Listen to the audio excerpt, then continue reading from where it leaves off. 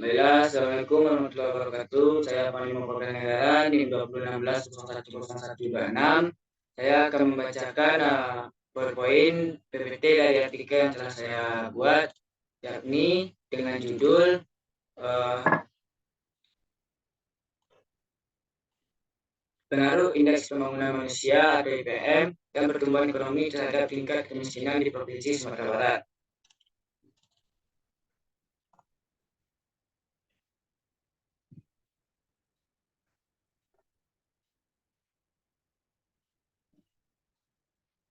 Pendahuluan. Permasalahan kemiskinan di Indonesia cukup kompleks karena luas dan ukurannya, berbagai kondisi sosial budaya masyarakat, dan pengalaman kemiskinan berbeda.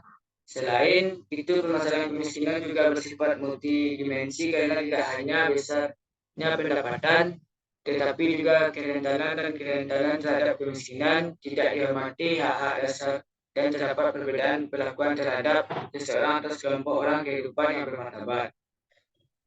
Terdapat permasalahan besar dalam pembangunan banyak negara berkembang, termasuk Indonesia, menghadapi kemiskinan atau jumlah penduduk yang hidup di bawah garis kemiskinan.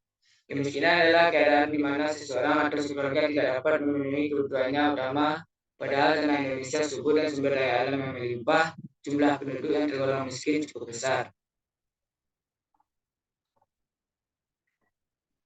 Selanjutnya, literatur kemiskinan. Perkembangan jumlah penduduk bisa menjadi faktor pendorong dan penghambat pembangunan. Hal ini dikarenakan salah satunya memungkinkan semakin banyaknya tenaga kerja dan perluasan pasar karena luas pasar barang dan jasa ditentukan oleh dua faktor penting, yaitu pendapatan masyarakat dan jumlah penduduk. Jumlah penduduk dalam perekonomian satu daerah merupakan permasalahan besar karena pertumbuhan penduduk yang tidak terkendali dapat mengakibatkan tidak tercapainya tujuan pembangunan ekonomi, yaitu kesejahteraan rakyat serta menekan angka kemiskinan. Indeks pembangunan manusia. Data yang diperoleh menunjukkan bahwa rata-rata indeks pembangunan manusia di Provinsi Sumatera Barat mengalami peningkatan dari tahun 2018 hingga tahun 2022, di mana nilai indeks pembangunan manusia di Provinsi Sumbar pada awalnya hanya sebesar 71,23% pada tahun 2018 dan terus meningkat hingga mencapai titik tertinggi rata-rata pada tahun 2022, yang mana tingkat presentasi rata-rata mencapai 72,65%. Tergolong tinggi karena turun angka antara 7 sampai 80%. Namun jika dilihat antara daerah, perbedaannya cukup besar, terutama di Kabupaten Kepulauan Mentawai dan Kota Padang. Namun jika dilihat kembali pada tahun 2018 dan 2020.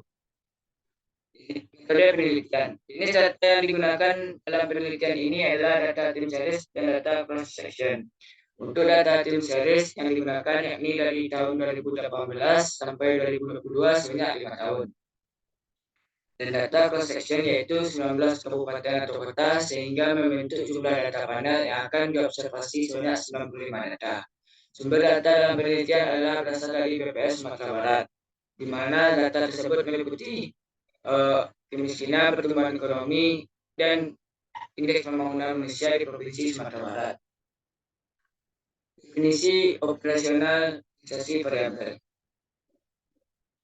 Selanjutnya, kerangka konseptual, mana X1-nya yaitu indeks pembangunan manusia atau IPM, X2-nya pertumbuhan ekonomi, dan Y-nya adalah kemiskinan. Metode analisis data. Alat analisis yang digunakan dalam penelitian ini adalah model regresi data panel. Alat pengolahan data dalam penelitian ini dengan menggunakan program EFUSE 13. Dalam model data panel data bersama model dengan menggunakan data tim series dan cross section. Untuk data tim series yang digunakan yaitu tahun 2018 sampai 2022, sebanyak 5 tahun. Teknik analisis data. Yang pertama yaitu Common Effect Model atau CEM. Yang kedua, Fixed Effect Model atau FEM. Yang ketiga, Random Effect Model atau RAM.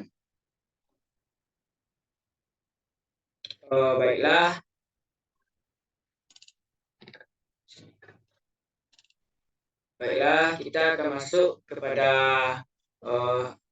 data yang telah saya sajikan, yang mana telah tertera pada Excel, yaitu Y, X1, dan X2. Selanjutnya kita akan mengcopy data tersebut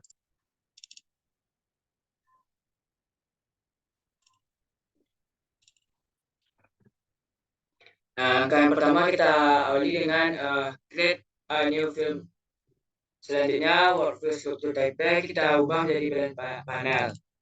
Dan ada standarnya kita mulai dengan awal 2018 dan endnya kita akhiri dengan 2022. Selanjutnya kita buat dengan 19.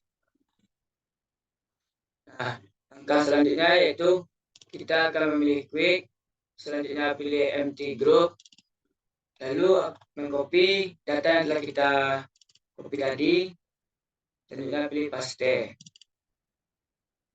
lalu klik X, terus lalu memilih yes. Maka kita akan mendapatkan selanjutnya klik opsi quick, empty group, estimate question, lalu masukkan rumus log y masih y log dalam kurung x1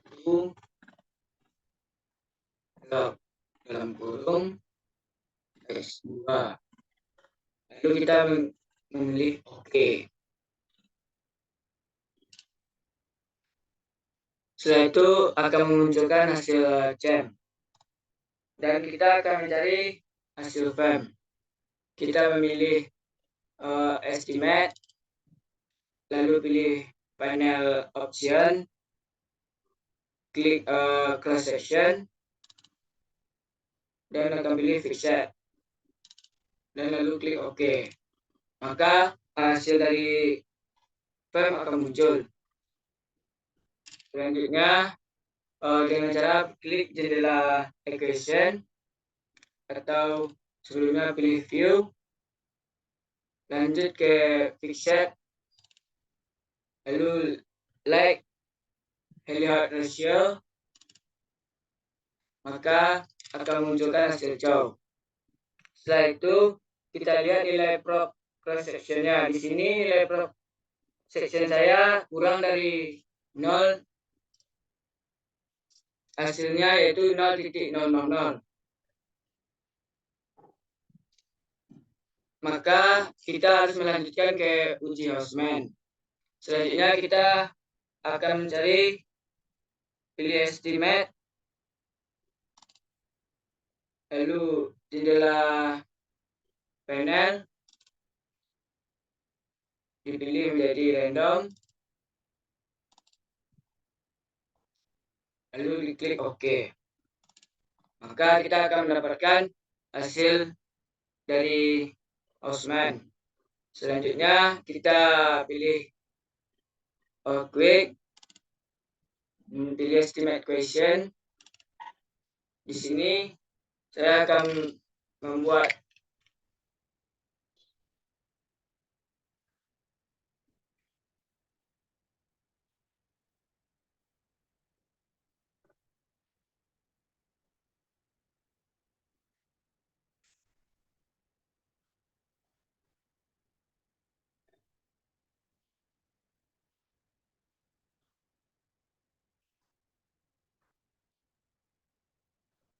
dengan mengetikkan result sama dengan PS, maka dalam kurung reset. Lalu kita klik OK.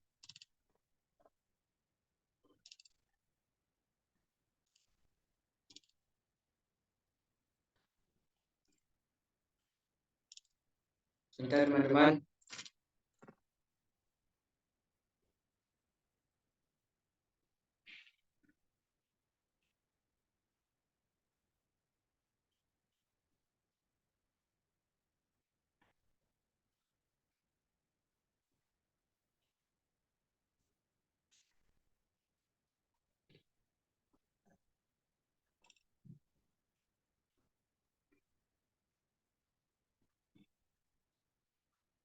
Nah, selanjutnya kita pilih OK.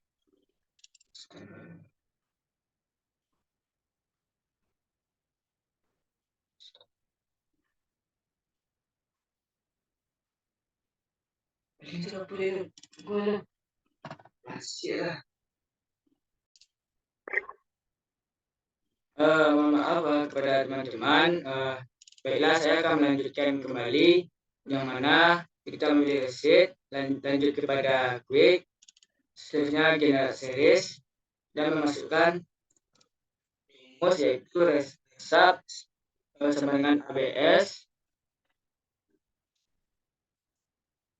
dalam kurung receipt. Lalu klik OK. Selanjutnya klik result, lanjut kepada quick, seterusnya estimate question, lalu memasukkan rumus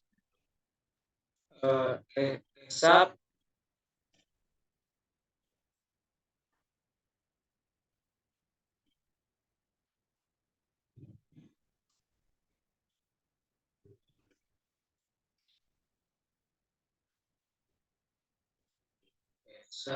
oke,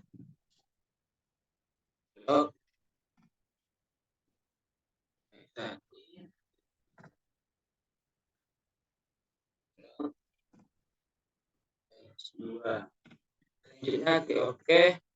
Maka setelah keluar kata delete untuk equation, maka kita pilih yes. Dan hasil dari result akan keluar.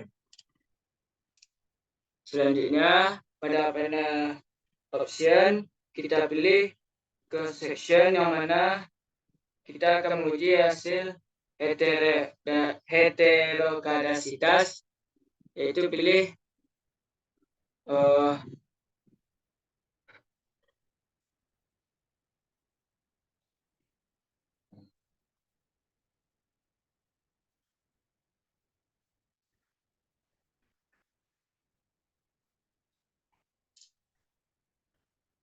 selanjutnya kita pilih quick.